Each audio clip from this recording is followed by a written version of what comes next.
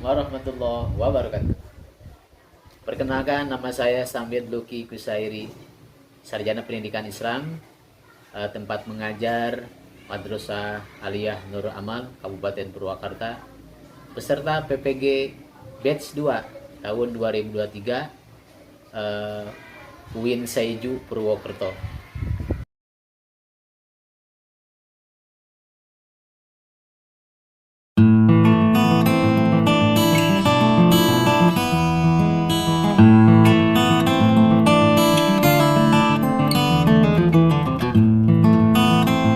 Istidadan qiyaman salaman Assalamualaikum warahmatullahi wabarakatuh.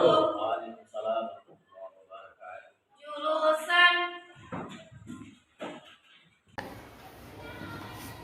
Sebelum memulai kegiatan, mari kita berdoa. Doa dalam hati masing-masing.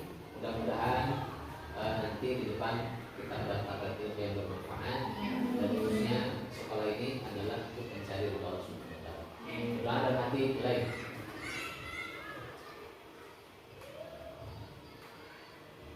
Doa sih. Kalian gimana kabarnya hari ini? Alhamdulillah. Selamat siang ya. Jelang duhur. Hari ini kita jam keempat kembali lagi dalam jam pelajaran yang diminggu ini. Hari ini ada semua. Jadi berapa hadir? Siapa aja kemarin? Usia 3% siapa aja? Bisa lalu berarti kan? Ada surat? Ada surat. Siapa ya? Oke. Bapak saya dulu. Siapa? Fadil ya? Fadil dalam mana? Bisa masikin terus Iqbal. Jadi sisanya hadir. Lihat 3 orang yang tidak hadir. Gimana kabarnya hari ini? Alhamdulillah. Luar biasa. Allahu Akbar. Gitu kalau namanya siswa atau ulama. Minggu yang kemarin kita sudah membahas tentang substansi dan dakwah pada periode ulama Rasyidin, di mana ulama Rasyidin ini di awal kemarin kita sudah membahas dan beri contoh. Lebih spesifiknya kemarin tentang lebih dekat mengenal sahabat yang 4. Siapa aja kemarin? Sahabat Rasyidin. Kemarin kan sudah dibahas tentang profil masing-masing sahabat yang 4 itu, pengganti Rasulullah. Bagaimana karakter Umar bin Khattab, bagaimana karakter Utsman bin Affan, bagaimana karakter Ali bin Abi Thalib. Nah, pada kesempatan ini kita akan membahas lebih spesifik tentang sistem mekanisme pemilihan Khulafa yang 4 itu. Ya, ada kalau disandingkan dengan hari ini, zaman sekarang tentang pemilihan presiden, pemilihan kelas, KM, pemilihan ketua OSIS, nanti kalian disandingkan pemilihan metode sistem pemilihan pada masa itu. Bagaimana pemilihan Sayyidina Abu Bakar As-Siddiq dengan metodenya, kemudian bagaimana pemilihan metode Umar bin Khattab, Utsman bin Affan, dan apa yang terjadi pada saat itu.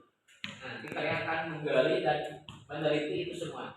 Ya, sumbernya sudah disiapkan, ada RKS dan ada ini. Kemudian apa sih tujuan kalian untuk mempelajari ini? Nah, itu tujuan untuk mempelajari kenapa harus dipelajari tentang sistem pemilihan.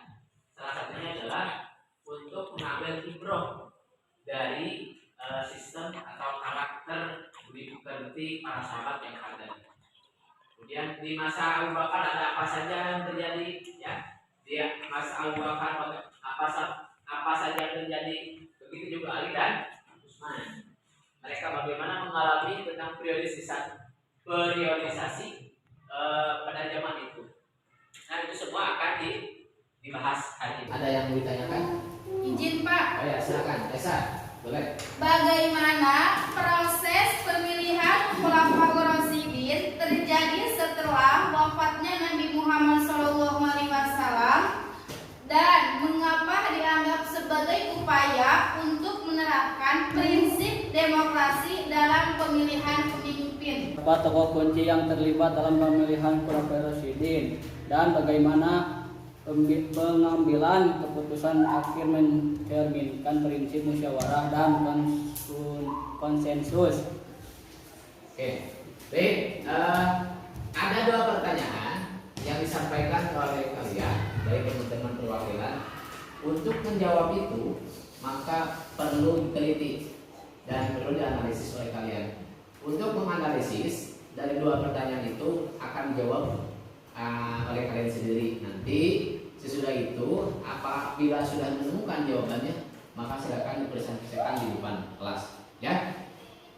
Tadi pertanyaannya pertama adalah tentang bagaimana proses pemilihan Khulafaur Rasyidin, ya, terjadi setelah wafatnya Nabi Muhammad SAW.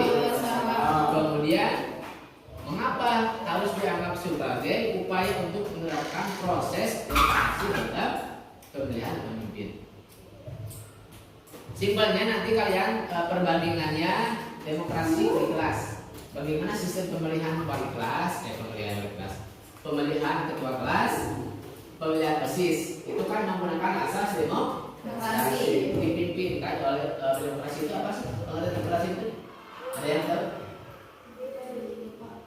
Pemilihan oleh masyarakat atau dipilih secara mufakat dan bermasalah. Jadi melibatkan seluruh orang, tidak ditunjuk, dipilih, itu demokrasi. Kemudian yang kedua dari Lukman dari BIPA itu menyatakan siapakah tokoh-tokoh kunci yang terlibat dalam pemilihan Khulafaur Rasyidin. Nanti kita akan bagi 4 kelompok.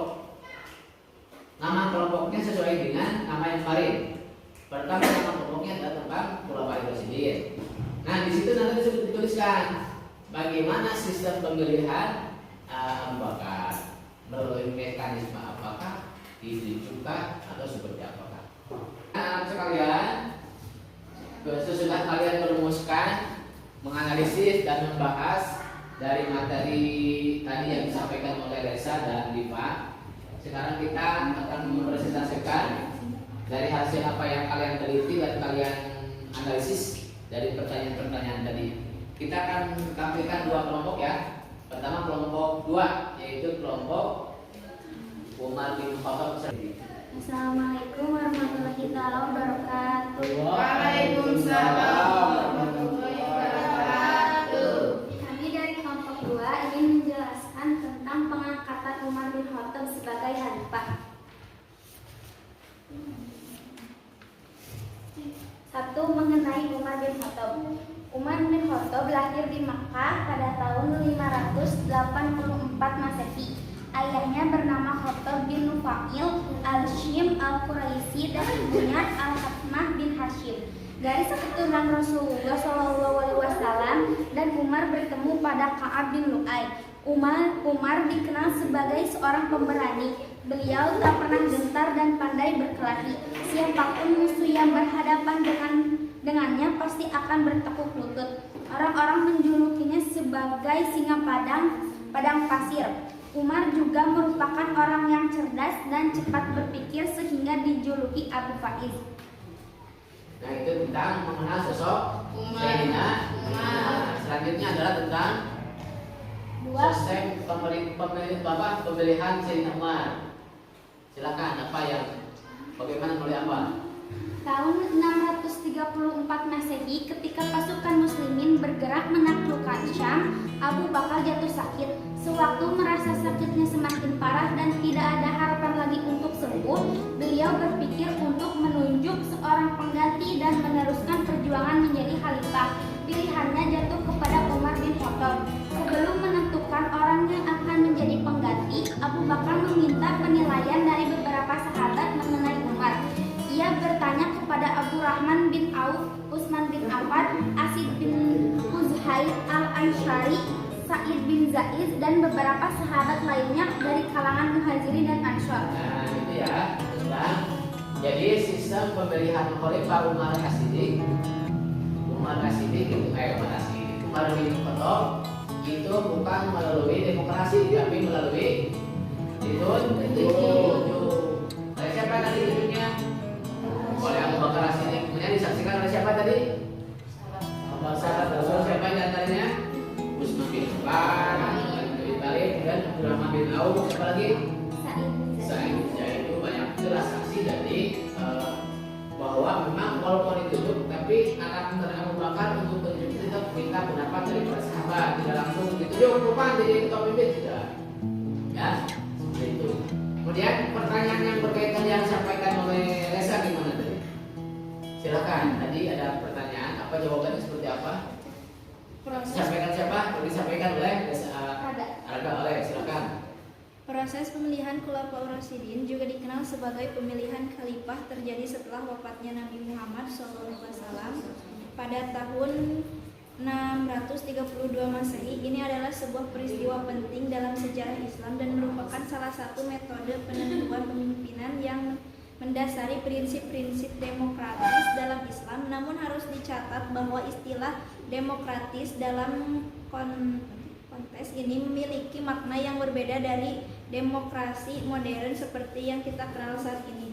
Pemilihan Khulafaur Rasyidin terjadi melalui proses musyawarah atau konsultasi di antara para sahabat Nabi Muhammad yang terkemuka dan pemimpin komunitas muslim. Tujuannya adalah untuk menentukan siapa yang akan menjadi pemimpin khalifah setelah wafatnya Nabi. Proses ini mencerminkan beberapa prinsip demokratis dalam Islam seperti 1. Konsultasi atau syura. Prinsip ini diambil dari praktek Nabi Muhammad sendiri yang sering mengadakan musyawarah dengan para sahabatnya dalam masalah penting. Konsultasi merupakan salah satu bentuk partisipasi masyarakat dalam mengambil keputusan. Meskipun akhirnya pemilihan khalifah ditemukan oleh kelompok yang wafatnya Nabi Muhammad SAW melibatkan tokoh-tokoh kunci yang terlibat dalam proses musyawarah.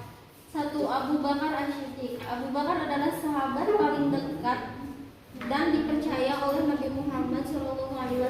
Setelah wafatnya Nabi, ia terpilih sebagai khalifah pertama secara konsensus oleh para sahabat yang hadir dalam majlis pemilihan. Kepemimpinannya dikenal karena keadilan dan integritasnya. 2.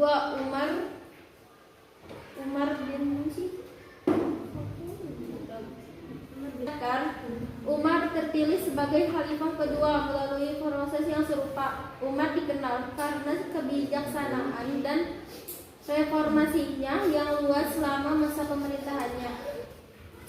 3. Utsman bin Affan. Utsman terpilih sebagai khalifah ketiga melalui proses yang melibatkan para sahabat yang lebih Oke, dari semua budaya, pembahasan, analisis dari semua kelompok ini tadi sudah presentasi kelompok dan yang lainnya. Nah, di akhir penutup kegiatan ini, pembelajaran ini, Bapak akan menyimpulkan bersama kalian. Jadi, apa yang kalian dapat, apa yang kalian pahami, apa yang kalian kenal, apa yang kalian terapkan dalam kehidupan. Jadi, model sistem yang diterapkan oleh para sahabat di Islam kita petik hari ini dari sistem pemilihan. Hari ini kita akan melaksanakan pilpres untuk periode Abu Bakar dan Umar. Itu adalah melalui penunjukan langsung, ya. Abu Bakar ditunjuk, ya, kemudian Umar ditunjuk langsung. Untuk Utsman dan Ali itu melalui proses musyawarah. Tapi dua sahabat yang di atas itu juga tetap ditunjuknya melalui proses juga para sahabat dan komunitas muslim berkomunitas itu. Nah, hari ini apa itu yang dapat hikmah, ya, itu hikmah yang kita petik untuk diterapkan dalam pemilihan kelas. Contohnya mana yang cukup diterapkan atau analisis. Nah, saat ini analisis yang terjadi mulai bersifat demokrasi, artinya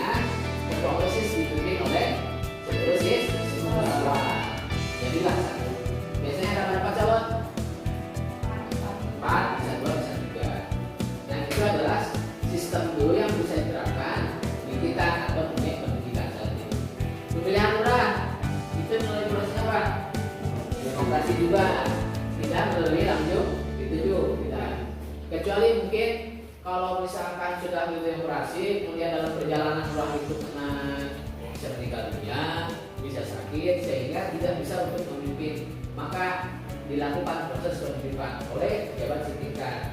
Tapi juga PNS mungkin mampu jadi kepala desa. Oke, nah, hidronya banyak, hikmahnya banyak yang bisa diterapkan dalam kehidupan sehari-hari. Itu komunitas sekolah. Komunitas keluarga gimana? Dalam keluarga nanti karena kalian belum melaksanakan berkeluarga, nanti bisa diterapkan bagaimana sih asas pemilihan dan bisa dipetik dalam keluarga untuk memilih suatu masalah, sehingga masalah itu jangan diambil sendiri tapi harus dimusyawarah. Sebenarnya itu. Jadi segala sesuatu itu jangan diambil langsung, tapi tetap harus komunikasi, musyawarah antara berbagai pihak sehingga akan timbul mufakat, gitu kan? Kalau sudah mufakat maka adalah hasil terbaik dalam suatu permasalahan itu, betul kan? Gitu. Ahli kelas, mungkin ada tambah, silakan terhadap asas musyawarah atau demokrasi. Yang sampaikan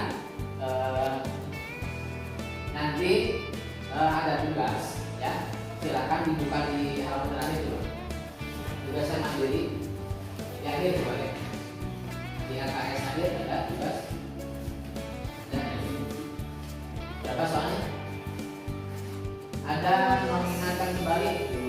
Ada dua. Pertama membentuk tugas PG. Yang kedua bukan esai ya. Itu silakan tes sumatif, tes kompetensi berfungsi dikerjakan. Nanti dikumpulkan dan kita akan bahas lagi bersama-sama di pertemuan berikutnya. Coba di tugas PG ada berapa soal? 10. Nah, ada berapa soal? 10. Kita bacakan soalnya. Khulafaur Rasyidin dalam memerintah selalu berdasarkan pada Jawabannya apa kira-kira? Coba aja. asas demokrasi, Terus B, apa?